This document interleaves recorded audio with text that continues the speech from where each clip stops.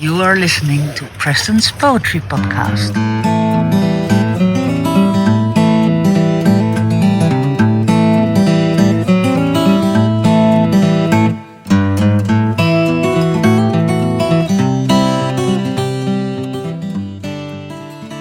Ever start reading a poem and find yourself only a couple of lines in, thinking, what exactly is happening here? I'm totally lost. You may even go so far as to think, I don't think this means anything at all. What a bunch of crap. Well, I can help with that. I've shared before that a good way of thinking about poetry is that poetry is concentrated, meaning that it takes a big, huge mass of information, of feelings, images, even whole life stories, and it distills those and crams it into as little space as possible. When a poet has to sit there and cut all the fat off the bone, so to speak, it involves really thinking hard about the smallest things, even things we find normal about writing. Maybe a red wheelbarrow just becomes a wheelbarrow. Maybe a whole sentence just becomes a fragment or even a word. Sometimes this can be a little off-putting because it's not something meant to just get in the first reading. Poetry is written to fit in that little pocket of your jeans you never use, so that you can just pull it out and sit with it for a little while and get to know it more and more. It's been whittled down to only the essential information. Here's a poem that illustrates what I'm talking about. It's one of my favorite poems, and it's one about the good things about being married or in a long-term relationship. Before I read it, I want to thank the people at Copper Canyon Press for giving us the permission to use this poem. This poem is by C.D. Wright, and it's part of her collection called Steal Away. It's available on the website of Copper Canyon Press. Anyway, have a listen. This is Everything Good Between Men and Women from Steal Away, selected in New Poems by C.D. Wright from Copper Canyon Press. Everything good between men and women has been written in mud and butter and barbecue sauce. The walls and the floors used to be gorgeous. The socks off-white and a near match. The quince with fire blight, but we get 2 pints of jelly in the end. Long walk strengthen the back. You with the fever blister and myself with the sty. Eyes have we, and we are forever prey to each other's teeth. The torrents go over us. Thunder has not harmed anyone we know. The river coursing through us is dirty and deep. The left hand protects the rhythm. Watch your head.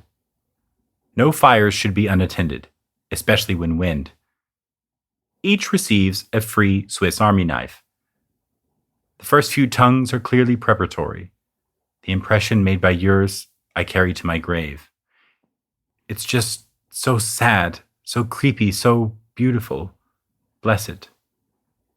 We have so little time to learn, so much. The river courses dirty and deep. Cover the lettuce. Call it a night.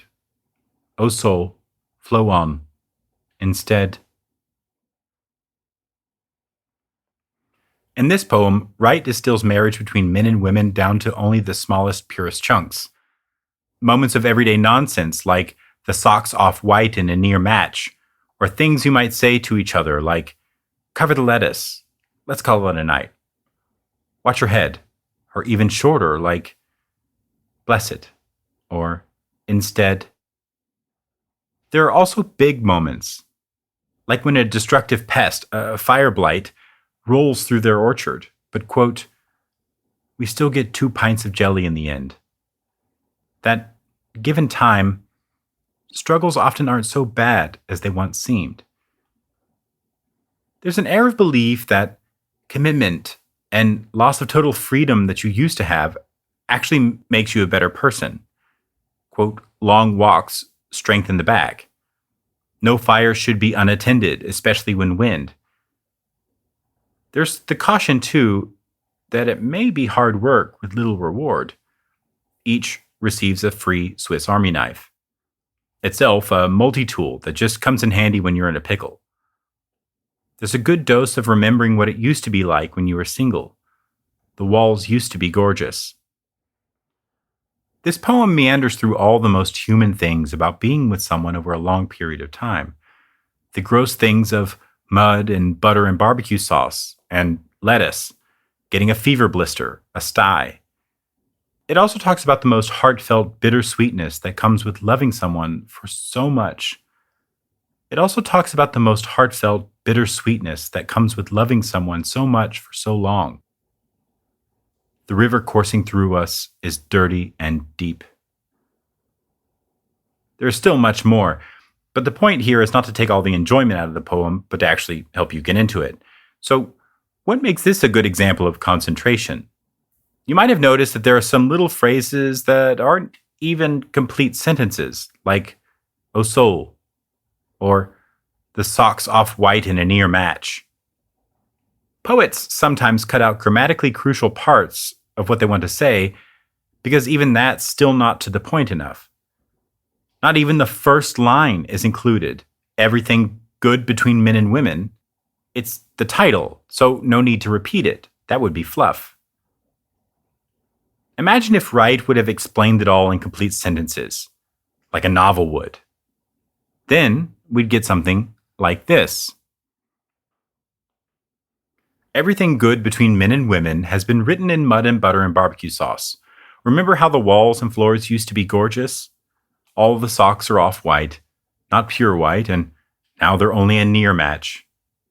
The quince trees got that fire blight some years ago that ravaged the whole orchard we worked so hard to maintain. But at least we got 2 pints of jelly in the end. Come on, come with me. Long walks strengthen your back. And so on. What I think that does is make it way too personal. That would be about the marriage of whoever's in the poem, not about relationships in general. But by cutting out all that extra fluff, we're left with just these images, little fading, fond memories of being in love with someone. The fact that these little glimpses are so momentary serve to just remind us not of what exactly is dear about that marriage, but about these little moments in general. It might as well say, hey, you know how this sort of thing happens in committed relationships? Its vagueness, the little glimpses, are now something we can relate to. Furthermore, the poem's focus is about sketching a little rough outline of all the various little facets there are in a diamond like marriage, or other committed relationships. You may encounter all sorts of examples of this kind of thing, because poets do this all the time. I suspect that it was originally done to help fit words to a certain number of beats for music, and after that it just became a sort of thing poets did to fit a certain syllable scheme in, say, sonnets or other metered forms. Maybe it was to save ink, but these limitations caused poets to have to think hard about what they really need and what really matters in the poems they write. And, as they say, kill their darlings doing it. Often poets will even delete some grammar-required things just because they're not actually getting us anywhere. Like when some poets just use commas instead of and, because the and is just a cue to connect two important things, and the comma is just as effective. The and itself is not important. For example, consider when she says, the socks off white. It doesn't say the socks are off white now. Or this line, where the idea cuts off, just to give us a glimpse of what the speaker is saying. We have so little time to learn so much. This poem is not a difficult one, but it is full of truncated little mentions that don't read like normal sentences we're used to reading. Wright doesn't tell you what's good between men and women, but instead just offers this kaleidoscope of what being in a committed relationship is like, from the gross facts of you with the fever blister and myself with a sty, to such heartfelt recollection of intimate moments. The first few tongues are clearly preparatory. The impression made by yours I carry to my grave. It's just so sad, so creepy, so beautiful. If you want to try it out for yourself, keep a little journal of the kind of small things you see happening or that you overhear. I don't know this for certain, but I bet C.D. Wright found herself yelling into the kitchen, "Hey, cover the lettuce, will you? Remember what happened last time? The whole thing went rotten." and then just went to her notebook and jot down cover the lettuce. Now, maybe you don't want to talk about committed relationships, especially ones that are only between men and women. But perhaps you might think of a loved one who recently passed that you want to remember, or what it's like to work where you do, or a friend. No matter what it is, jot it down, and you get this little catalog of moments, or these big reflections about the things that happen on a day-to-day basis. Put them all together and cut every bit of non-necessary information until you've got this flowing montage of little glimpses like the whole thing is flashing before your eyes. Now I want you to just simply enjoy this kaleidoscope of images again that we get from C.D. Wright as I reread Everything Good Between Men and Women one more time. Everything good between men and women has been written in mud and butter and barbecue sauce. The walls and the floors used to be gorgeous. The socks off-white and a near match. The quince with fire blight, but we get 2 pints of jelly in the end. Long walks strengthen the back. You with a fever blister and myself with a sty. Eyes have we, and we are forever prey to each other's teeth. The torrents go over us. Thunder has not harmed anyone we know. The river coursing through us is dirty and deep. The left hand protects the rhythm. Watch your head. No fire should be unattended, especially when wind. Each receives a free Swiss Army knife. The first few tongues are clearly preparatory. The impression made by yours I carry to my grave. It is just so sad, so creepy, so beautiful. Bless it.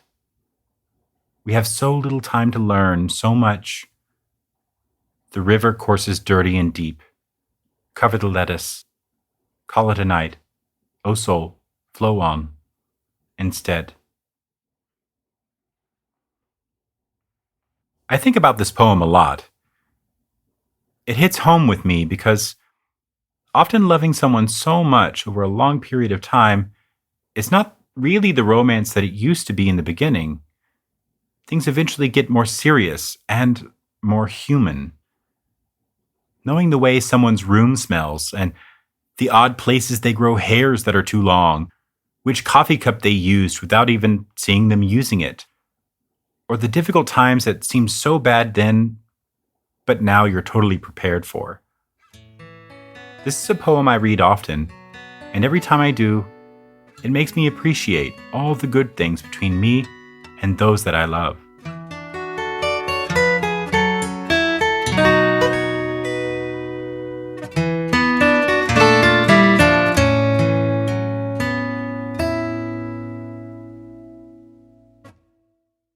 Hey y'all, Preston here. Thanks for tuning in. My favorite lines of today's poem were, "You with a fever blister and myself with a sty." Tell me yours or ask me stuff on Preston's Poetry Podcast Instagram or Facebook page, or via the website, prestonspoetrypodcast.com. We'll see y'all.